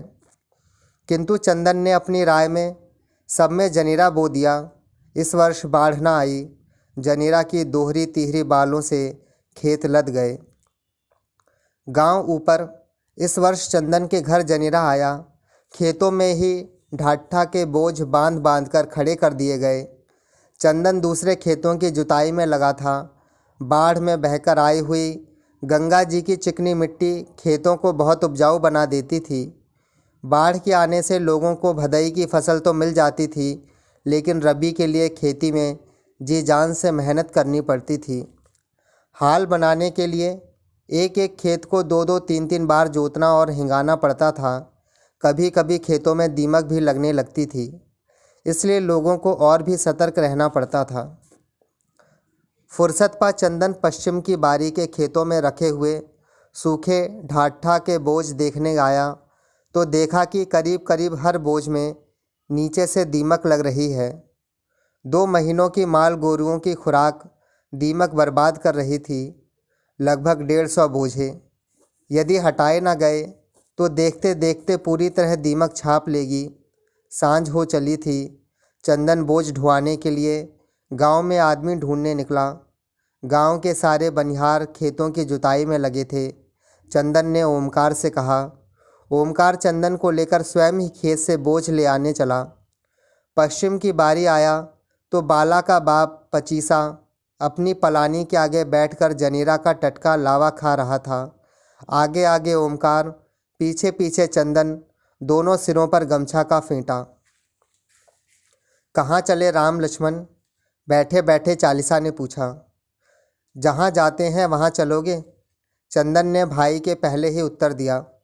पचीसा को कब पूछे हो जो उसने इनकार किया है? ऐसी बात क्यों कहते हो चंदन? तो चलो खेत में। जनेरा के बोझ में दीमक लग रही है। भैया की देह में पीड़ा है। गांव में बनिहार मिले नहीं और खेत के सारे बोझों को द्वार पर आज टलिया देना है। बस चलो। अंगोछे में गांठ बांधते हुए पचीसा बोला। चंदन की बोली सुनकर बाला और उसकी माँ पलानी से बाहर निकल आई थीं। सुनती है रे? पचीसा ने अपनी मेहरारू की ओर देखकर कहा। चल। और ओमकार के देखते देखते पचीसा, बाला और उसकी महतारी तीनों पास आकर बोले, चलो। आगे ओमकार, पीछे चंदन, पचीसा, बाला और उसकी महतारी। खेत में पहुंचकर चंदन ने ओमकार से कहा कि वह बोझे उठवाता जाए, ढुआई बाकी लोग करेंगे। सूरज डूब चुका था। 2:30 घड़ी रात जाते जाते खेत में 15 बोझे रह गए थे। इस फेर से जब सबके संग में चंदन लौटा तो बोला, पचीसा क्या है? पसंद करके अपनी मजूरी के बोझे छांट लो। जल्दी क्या है बबुआ? 5 इसी में से ले लूँगा। बस 5 हमारी ओर से भी ले ले। चंदन 10 बोझे पचीसा के लिए छोड़ देना, अब मैं चलता हूँ, ओमकार बोला। इतना खुश हो ओमकार बबुआ, कहो तो एक अरज करूँ। अरज? मैं किस अरज के लायक हूँ पचीसा? ओमकार बोझ उठाते हुए रुक गया। यहीं का कोई खेत दे देते तो मेरी गुजर हो जाती। लगान जो कहोगे दे दूंगा, चाहे लगान पर दो या अधिया पर। ओमकार पचीसा की बात सुनकर चुप लगा गया। ऐसी बात की आशा उसने पचीसा से ना की थी। पचीसा फिर कहने लगा, दोनों भाई यहीं हैं, पचीसा की बात रख लो। क्यों चंदन, क्या राय है? ओमकार ने पूछा। राय क्या, घर के मालिक तुम हो, हमसे क्या पूछते हो? बोझा उठा दो, हमें चलने दो, जो मन में आए तय तपाड़ करते रहना। चंदन के सिर पर ओमकार ने बोझा उठा दिया। चंदन जाने लगा तो ओमकार बोला, एक खेत तुझको दूंगा पचीसा, पर कौन खेत दिया जाए यह चंदन बताएगा, क्योंकि खेतों का मालिक वही है, उसके राज में दखल मैं नहीं देता। बस बस, इतना काफ़ी है, तुमने हाँ कर दिया, मुझे इतना ही चाहिए। चंदन जो खेत देंगे ले लूँगा, पचीसा ने बाला के सिर पर बोझ उठाते हुए कहा। बाला के साथ जब उसकी माँ भी कुछ आगे निकल गई तो ओमकार बोला, और बाला का ब्याह क्यों नहीं करते? क्या करूं ओमकार भैया, मैं तो बड़े फेर में पड़ गया हूँ। दूसरे मर्द की बेटी है, मेरा एक नहीं मानती। कहती है कि दूसरे गांव नहीं जाऊंगी। ब्याह ऐसे से करो जो मेरी पसंद का हो और इसी गांव में आकर बसे। लड़की ऐसी है कि अच्छे अच्छे नेटुए के बेटे ललचाए हैं, लेकिन इस गांव में वे बसने को तैयार नहीं है, और दो एक जो तैयार हैं इसे पसंद नहीं है, इसके लायक है भी नहीं। सोचा कि अगर कोई उसके मन के लायक यहाँ बसने को तैयार भी हुआ तो यहाँ पेट कैसे भरेगा। इसी से सोचता हूँ कि अब खेती का सिलसिला लगा दूँ। सुनो, बाला को अब किसी तरह ब्याह दो, खर्चे वर्चे की घटती बढ़ती मैं पूरा कर दूँगा, लेकिन इसकी यहाँ से विदाई कर दो। पचीसा हाथ जोड़कर कहने लगा, जिस कारण तुम ऐसा कह रहे हो ओमकार भैया, वह मुझसे छिपा नहीं है, लेकिन जान करके भी मैं चुप रह गया कि बड़े घर की बात है, हो हल्ला करने से दोनों की बदनामी होती है। चंदन बबुआ की शादी हो जाएगी तो वह अपनी ही गृहस्थी में सना जाएंगे, फिर अपने आप ही ठीक ठाक हो जाएगा। यह तो नई उम्र का मामला है, समय के साथ सब दब जाता है। द्वार पर बोझ रखकर बाला, चंदन और बाला की महतारी पास पहुंच रहे थे। बात वहीं रोककर पचीसा बोला, तुम्हारी शरण में हूँ ओमकार बबुआ, जैसे कहोगे चलूँगा। चंदन पास आ गया तो ओमकार बोला, अच्छा मैं तो अब चलूँ चंदन। 10 बोझ पचीसा अपने लिए उठा ले जाएगा, बाकी ये लोग ढो ही लेंगे, बस 8-10 तो और हैं। चलो, बहुत बड़ा काम निपट गया। और जाते जाते बोला, जो मन करे वह खेत पचीसा को दे देना, कल से हल चलवाने को कह रहा था। ऐसी कौन सी शायद बीत रही है, कल द्वार पर पचीसा को बुला लो, ठिकाने से बैठकर लगान तय करके खेत देंगे कि कोई लड़कों का खिलवाड़ है, चंदन ने कहा। पचीसा ठठाकर हंस पड़ा। बाला की महतारी बोली, बाप रे, ये तो भाई को बुद्धि सिखाते हैं, देखने में ही छोटी उम्र के लगते हैं। ओमकार मुस्कुराते हुए बोला, इतना जो अनाज देखती हो बाला की महतारी, सब इसी चंदन के कारण है। मैं तो कुछ जानता ही नहीं, घर की इज्जत आबरू सब इसी के कारण मिली है। मुझसे 5 जो आगे है, घर का असली मलिकार तो यही है। इसकी इच्छा के आगे मैं नहीं बोलता, होगा वही जो ये चाहेगा। तो पचीसा, कल सवेरे द्वार पर आ जाना। ओमकार चला गया। बाला की महतारी और पचीसा के सिर पर चंदन बोझे उठाने लगा। चंदन ने बोझे गिने, अभी 12 बचे थे। 4 फेरे की ढुआई। इतनी देर में बाला से चंदन एक बार भी नहीं बोला। बाला भीतर ही भीतर कसमसाकर रह जाती थी। महतारी बाप बोझे ढोते समय कभी आगे पीछे हो जाते तो बाला चंदन के पास सरक जाती, बगल में चलने लगती, लेकिन चंदन कुछ न बोलता। बाला मौका ढूंढ रही थी। चंदन ने बाला की महतारी के सिर पर बोझा उठाया, फिर पचीसा के। दोनों बोझे लेकर बढ़े तो वह बाला के सिर पर उठवाने चला। बाला पहले से ही अपने सिर पर ले जाने के लिए बोझा झुककर आगे पीछे डगरा रही थी। चंदन ने बाला की मदद से बोझा सिर पर उठवाया। दोनों के हाथ छोड़ने के पहले ही बाला ने बोझे की गुरही धीरे से खींच दी। बोझ खुल गया। जनीरा का बोझ आधा चंदन आधा बाला की देह पर गिरकर खेत में फैल गया। यही बोझ बांधे हो कि बाला का हाथ लगते ही बहरा गया। मुस्कुराती हुई बाला चंदन से बोली, तेरा बोझ मेरे मान का नहीं। अब ऐसा कहने से काम नहीं चलेगा, समझे? अब कतराओगे तो प्राण दे दूंगी। बड़ी भारी बेवकूफ़ लड़की है। चंदन बिखरे बोझ को बटोरते हुए बोला, तनिक भी बदनामी से नहीं डरती। लोग देखेंगे सुनेंगे तो क्या कहेंगे? जिसको देखना सुनना था देख सुन लिया। अब बदनामी फदनामी से बाला नहीं डरती। ब्याह करके जब मेहरारू घर में ले आओगे और अपने हाथों से उनकी बाह पर गोदना गोद लूँगी तो मन को संतोष हो जाएगा। फिर तुमसे नहीं बोलूँगी, लेकिन तब तक दुख मत दो, मुझसे सहा नहीं जाता। खिली हुई चांदनी में बाला और भी खिल रही थी। बगल के खेत से हरी घास की महक आ रही थी। जोंढी के कच्चे दानों के बड़े बड़े गुच्छे भार से लटक गए थे। झींगरों की लगातार आवाज़ों के अलावा एकदम सुनसान था, पूरी शांति। गोरे मुंह पर पड़ती हुई चांदनी में बाला की सुगठित देह और बड़ी बड़ी आंखें चंदन देखता ही रह गया। चंदन ने बोझ उठवाया। बाएं हाथ से सिर पर बोझ साध दाहिने हाथ से आगे को फुफ्ती पकड़कर बाला दुल की चाल से चंदन के द्वार की ओर चली। चंदन ताकता रह गया। आँखों की ओट हो गई तो उसने एक बंधे हुए बोझ पर बैठकर सूनेपन को भेदने वाली झींगुरों की आवाज़ पर कान लगाकर न जाने कहाँ पहुँच गया। पचीसा अपनी औरत के साथ पलटा तो चंदन ने कहा, अब कहो तो द्वार पर चलूँ पचीसा? एक फेरे की बात और है, आपस में उठवा के पहुँचा देना। हाँ हाँ जाओ, अब तो बोझे लगभग चुक गए। चंदन द्वार पर पहुँचा तो ओमकार घर से खाना खाकर बहुत पहले ही लौट आया था। सामने के पकवा इनार पर सांझ को नहाने वालों की भीड़ छट गई थी। बैल खा पीकर चरण से हटकर परती में बैठ पगुरी कर रहे थे। लगभग 2:30 घड़ी रात बीत चुकी थी। ओमकार चबूतरे पर नीम के पेड़ के नीचे चौकी पर बैठा हुआ था। नहाना मत चंदन, गर्म सर्द हो जाएगा, ओमकार ने कहा। सारी देह चुनचुना रही है, बिना नहाए नींद कैसे आएगी? तब थोड़ा सुस्ता लो। तुम्हारी राह देखते देखते बिना खाए ही रामू सो गया। लगभग आधे घंटे बाद नहा धोकर चंदन घर पहुंचा तो देखा चूल्हे से थोड़ा हटकर दीवार से पीठ टेके प्रतीक्षा में गुंजा बैठी है। बड़ी देर कर दी? हाँ, आज बोझे ढोने ही थे, सोचा निपटा के ही चलूँ। सुना बाला का परिवार जुटा था, देवरानी से क्या बातचीत हुई? गुंजा हंसने लगी।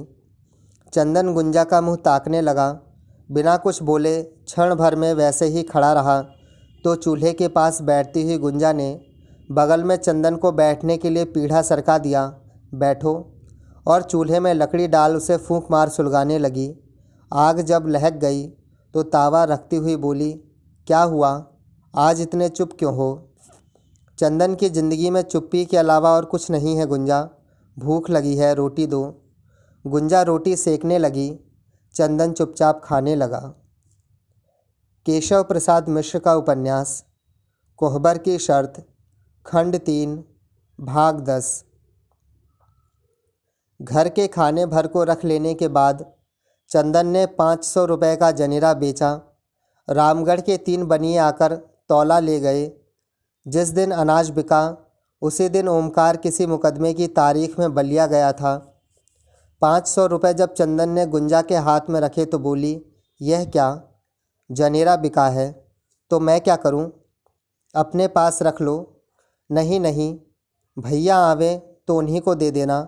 वैसे तुम ही क्यों नहीं रखते? हमारे पास मेहरारू लड़के कहाँ हैं जिनके लिए रुपया रखूं? रुपया पैसा माया है और साधु संत को माया से दूर रहना चाहिए। चंदन चुप लगा। मुस्कुराती चितवन से गुंजा को देखने लगा। गुंजा के चेहरे में कृत्रिम तनाव आ गया। 100 चूहा खाए के बिलार बनी भक्तिन, वाह रे साधु संत। हंसते हुए चंदन ने गुंजा का आंचल पकड़कर फैलाया और रुपयों की गड्डी उसमें डालकर बोला, यह चंदन की कमाई है। जब तक कोई बांटने वाली नहीं आती तब तक इस पर तुम्हारा हक है। और आंचल का एक छोर मोड़कर गुंजा का हाथ खींच उसे थमाते हुए बोला, ये मत कहना कि चंदन ने तुमको कभी कुछ नहीं दिया। अच्छा, जो दिया सो लिया। अभी ही क्या, जब तक जीऊँगी चंदन तुमसे लेती ही रहूँगी। अब हमारी तरफ से इन रुपयों को ले लो और ददरी के मेले से एक भैंस खरीद लाओ, बढ़िया जमुना पारी। गाय तो घर में है ही, दूध पूरा नहीं पड़ता क्या? नहीं, दूध भी पूरा नहीं पड़ता। गाय का दूध रामू के लिए रहेगा, बाकी लोग भैंस का पिएंगे। घी तो खरीदना ही पड़ता है। भैंस आ जाएगी तो घर में घी दूध दही सभी का सुख हो जाएगा। लेकिन भैया ही तो कह रहे थे। उन्होंने ही कह दिया कि चंदन से पूछ के तय कर लेना। बलिया से लौटते हैं तो संग में चले जाओ और मनपसंद दुधारू जमुना पारी ले आओ। चंदन कुछ देर तक सोचता रहा। इसमें सोचने की कुछ बात नहीं है। कभी कभी हमारी बात भी मान लिया करो। कभी कभी ही, चंदन ने मुस्कुराते हुए कहा। ऐसे ही कभी कभी का ढंग तुमको पहले क्यों नहीं आया? कतिकी की बुआई में चंदन तन मन की सुधि भूल गया। बाहर चंदन, भीतर गुंजा और बीच में ओमकार, दोनों को संभालने वाला। गेहूँ, जौ, चना, मटर, उर्द इत्यादि के बीज बनाने के लिए सूप चलाने के कारण रोज़ सांझ को गुंजा की बाहें फटने लगीं। सुबह शाम रसोई, तनहा देह, गुंजा तड़पड़ाकर रह गई। चंदन ने पचीसा को उसका मनचाहा खेत क्या दे दिया। पचीसा पालतू कुत्ता बन गया। ओमकार ने कुछ रुपए दे उसे बैल खरीदवा दिए। चंदन के पास 20 बीघे खेत थे। पहले वह 10 बीघे बोता था। 5-7 बीघे लगान पर बंदोबस्त करके बाकी खेत प्रत्येक वर्ष हाल बनने के लिए परती छोड़ दिया जाता था। इस साल पचीसा का सहारा मिला तो लगान पर बंदोबस्त होने वाले खेत भी ओमकार की राय से चंदन ने बोआ दिए। पचीसा एक पैर पर खड़ा रहने लगा तो चंदन ने 2 बीघे खेत और उसे अधिया पर दे दिए। बुआई समाप्त हुई तो लगा बेटी की बारात विदा हो गई। घर के लोग चंदन, ओमकार, गुंजा जोड़ जोड़ के टूट गए, अंग अंग से छितरा गए, थककर चकनाचूर। बैलों की गर्दनों पर रोज़ सांझ को हरवाही से लौटने के बाद पिसी हुई हल्दी और कड़वा तेल छाप दिया जाता, तो भी सूजन दबने में 15 दिन लग गए। बुआई के बाद भी चंदन, ओमकार बैलों की गर्दनें गर्म पानी से धोकर उन पर पिसी हुई हल्दी और कड़वा तेल छापते रहे। भृगु क्षेत्र में दरदर मुनि के नाम पर कार्तिक की पूर्णिमा से आरंभ होकर 15 दिन तक लगने वाले मेले की प्रतीक्षा जवार कर रहा था। बुआई प्राय समाप्त हो गई थी। स्वाति नक्षत्र की प्रतीक्षा में कुछ लोगों ने अपने खेत छोड़ दिए थे कि अगर यह नक्षत्र बरस गया तो बुआई हो जाएगी, क्योंकि इसके बरसने के बाद बुआई करने पर खेतों में अनाज कुछ अधिक उपजता था। चंदन के घर तैयारी हो रही थी मेले में भैंस खरीदने की। पूर्णिमा के दिन ओमकार ने पचीसा को साथ चलने को पहले से ही कह रखा था। पचीसा पुराना नेटुआ था, भैंसों की अच्छी पहचान करता था। चतुर्दशी की सांझ को ओमकार, पचीसा और चंदन रेलगाड़ी से बलिया चले गए। 15 दिन तक टिकने वाले मेले की भीड़ अपार थी। हर दिशा से लोग आ रहे थे। हाथी को छोड़ सभी जानवर इस मेले में बिकते हैं। लकड़ी के सामान, चौखट, दरवाजे, कपड़े, जूते, लोहे के बक्से इत्यादि की बड़ी बड़ी दुकानें आती हैं। गंगा के तट पर लगने वाले इस मेले में 15-15 कोसों से औरत मर्द उमड़ पड़ते हैं। कार्तिक की पूर्णिमा को गंगा में स्नान, दिन भर मेले की घुमाई और ख़रीदारी, फिर रात को या दूसरे दिन घर को वापसी। पहले 4-5 दिन जानवरों की खरीद बिक्री में बड़ी भीड़ रहती है। सवेरे गंगा जी में नहा धोकर चंदन, ओमकार और पचीसा ने तय किया कि पहले भैंस खरीदी जाए। लोग भैंसों के बाज़ार में घुसे।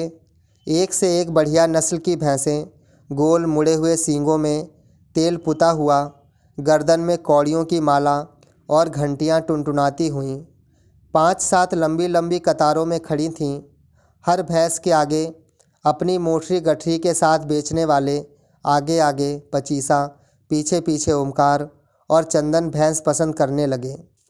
कुछ देर बाद एक भैंस पसंद आई। पहले बयान की। बातचीत के बाद पचीसा स्वयं दुहने बैठ गया। हल्के मुलायम हाथ पर ही भैंस थन से दूध फेंकने लगी। जैसे तैसे सौदा तय हुआ। पचीसा ने खुशी से हाथ हिलाया। ओमकार ने रुपए गिनकर पगहा पकड़ा। पचीसा पलरू को आगे ठेलने लगा। चंदन भैंस हाँकने लगा। लोग पैदल गांव की ओर बढ़े। दिन भर की राह थी। केशव प्रसाद मिश्र का उपन्यास कोहबर की शर्त, खंड 3, भाग 11। दूसरे दिन सवेरे 2 घड़ी दिन चढ़ने पर द्वार पर पचीसा आया। चंदन पलानी में से रात का गोबर उठा रहा था। बाहर धूप में ओमकार दतवन कर रहा था। बगल में कड़ऊ खाली पड़ा था। पास की लकड़ी से कड़ऊ की दबी आग इधर उधर करता हुआ पचीसा वहीं बैठकर हाथ सेकने लगा। क्या है पचीसा? ओमकार ने दांतों पर दतवन चलाते हुए पूछा। आज 3 दिन से बाला को कस के बुखार चढ़ा है। अकबक कर रही है। खरहर चलाते हुए चंदन के हाथ एकाएक रुक गए। वह पचीसा की बात सुनने लगा। तो ओमकार ने पूछा। तो चाहता था कि चौबे छपरा जाके वैद्य जी से कुछ दवाई ले आता। जाओ ले आओ, इसमें पूछने की क्या बात है। लेकिन मैं तो चाहता था कि अगर आकर वह देख भी लेते तो उसकी महतारी को संतोष आ जाता। कल से मुँह उदास किए है, लेकिन हाथ में तो कुछ नहीं। जाऊं तो क्या लेकर? तो ऐसे साफ क्यों नहीं कहते कि रुपए चाहिए?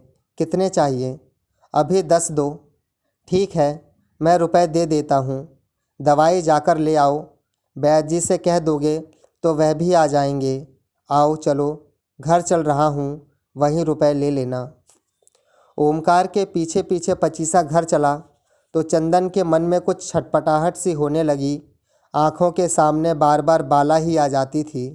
रह रहकर ध्यान पश्चिम की बारी की ओर चला जाता।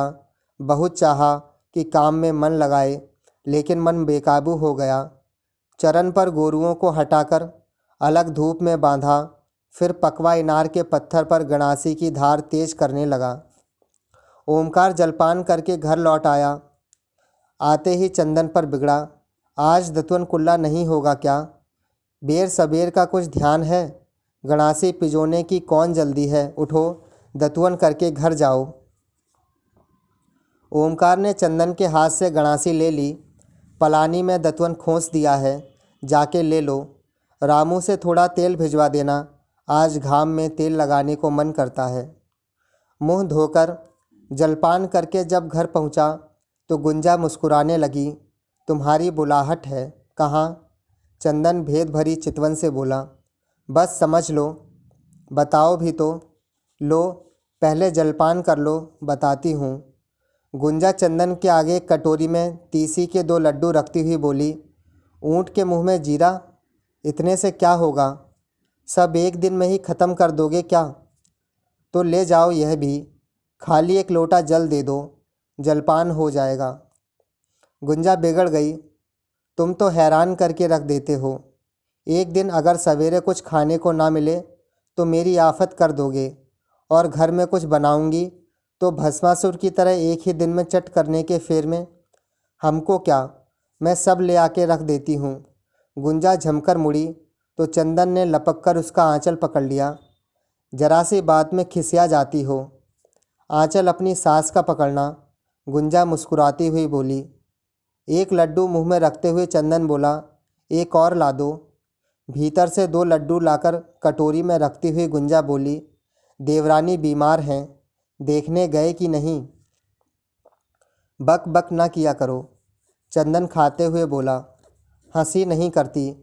पचीसा 10 रुपये ले गए हैं, भैया से पूछ लेना। ले गए होंगे।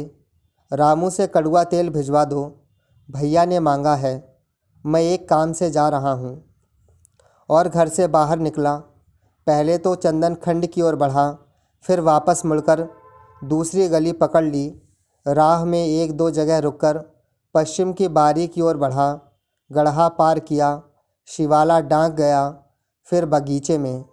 दूर से ही देखा बाला की महतारी मड़ई के आगे आंगन में बैठी हुई है।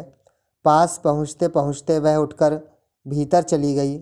आंगन में खड़े हो चंदन ने पचीसा का नाम पुकारा तो बाला की महतारी बाहर निकली। बाला को क्या हुआ है?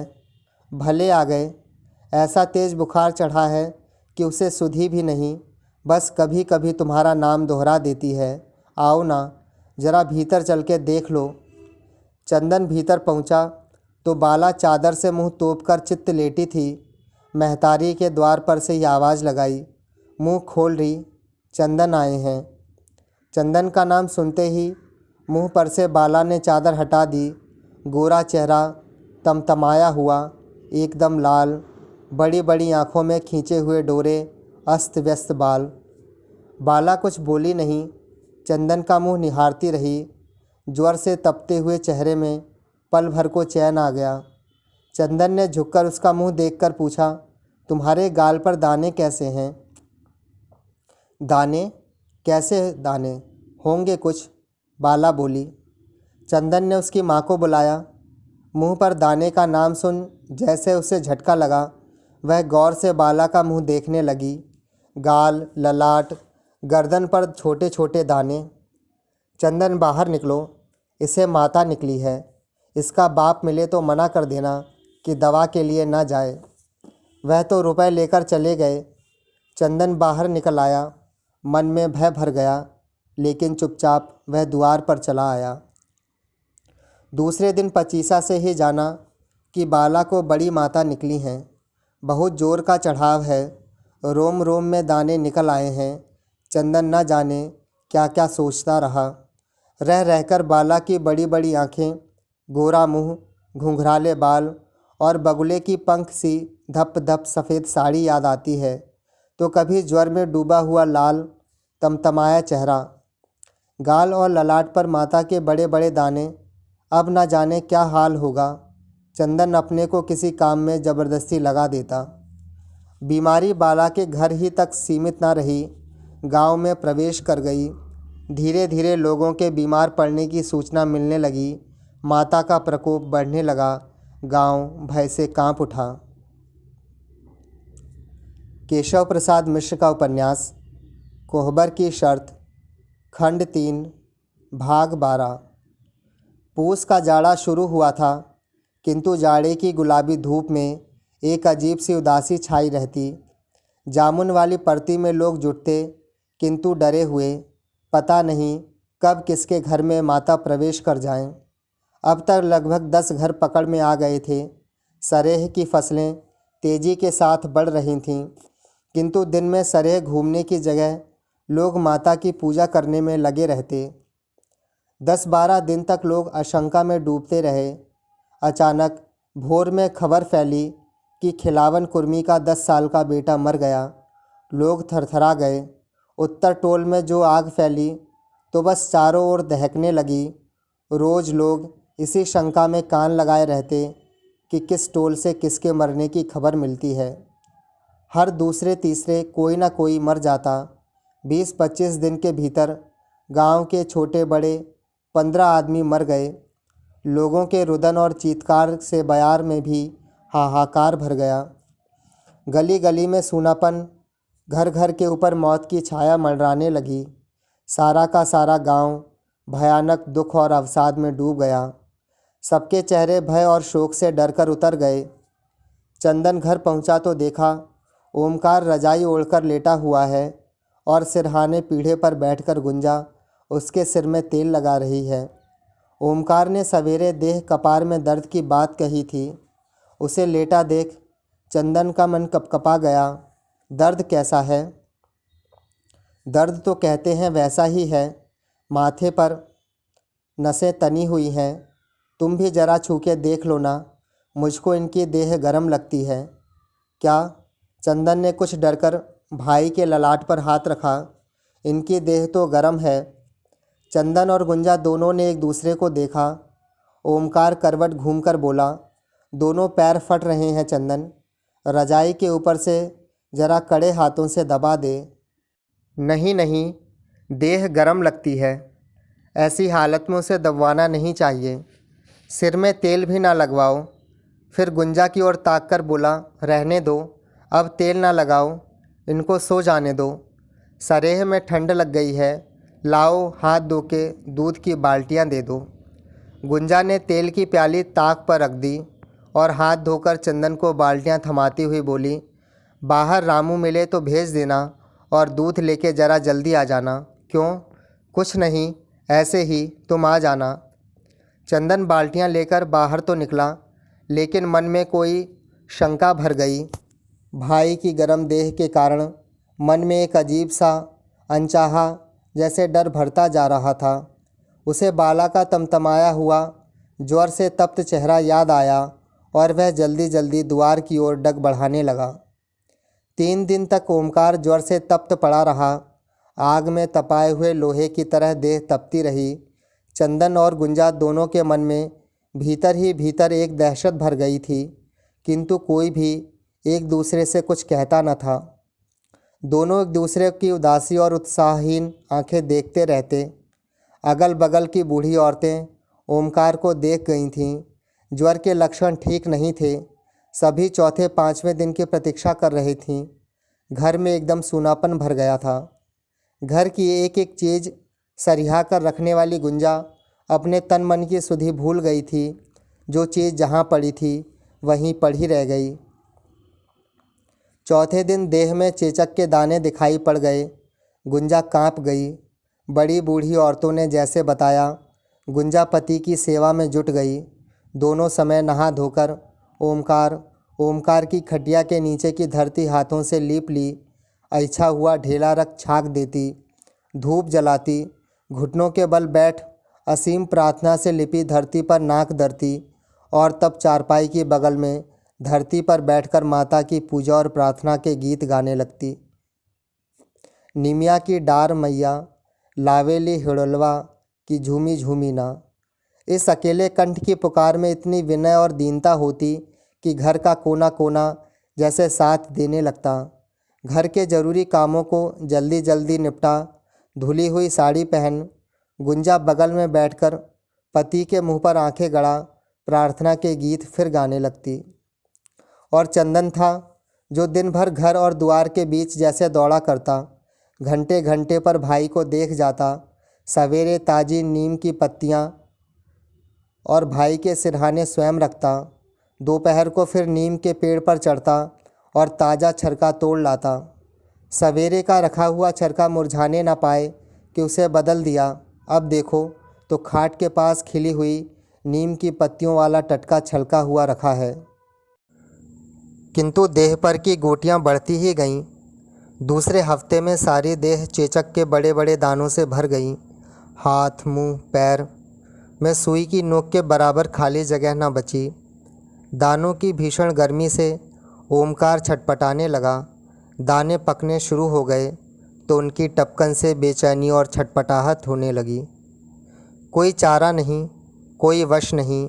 चारपाई के एक ओर गुंजा और दूसरी ओर चंदन बैठ जाता। गुंजा दिन रात बस माता की पूजा के ही गीत गाती रहती। चंदन भाई को पंखा झलता, उदास, कभी कभी रो पड़ने वाली गुंजा को समझाता रहता, बोलता रहता। अगल बगल की बूढ़ी औरतों ने भी आना जाना कम कर दिया था, जिससे गुंजा अपने को और भी असहाय समझने लगी थी। ओमकार की हालत गिरने लगी। वह रह रहकर बकने लगा। सूनी रात में रह रहकर चिल्ला पड़ता। कभी कभी उठकर बैठ जाता, रोने लगता। घर में अकेली असहाय गुंजा डर से कांप जाती। चंदन माल गोरुओं को अगोरने के लिए रात में द्वार पर रहता, लेकिन गुंजा ने अब उसे घर पर ही रहने को कहा। जानवरों की देखरेख के लिए चंदन ने रात में पचीसा को द्वार पर रख दिया। रात में चंदन भी घर पर ही रहने लगा तो गुंजा की जान में जान आई। किंतु गुंजा की प्रार्थना और पूजा गीत का कोई फल न मिला। बीमार पड़ने से ठीक 14वीं रात को ओमकार बुरी तरह छटपटाने लगा। कराह में इतनी पीड़ा थी कि घर आंगन का कोना कोना भयानक हो गया। आधी रात से भोर तक ओमकार छटपटाता रहा और कराहता रहा। भोर होते होते सारी कराहट और छटपटाहट बंद हो गई। गले से लंबी लंबी हिचकियाँ आने लगीं। 1 2 4 गिनकर कुल 25 हिचकियों के बाद सब कुछ समाप्त। देह एकदम अकड़ गई। बलिहार की उस भोर में गुंजा का अर्तनाद गूंज उठा। चंदन की चित्कार ने पास पड़ोस के लोगों को जगा दिया। मौत के उस भयानक सन्नाटे को गुंजा का विलाप भेदने लगा। देखते देखते आंगन लोगों से भर गया। कोई गुंजा को पकड़ता, कोई चंदन को संभालता।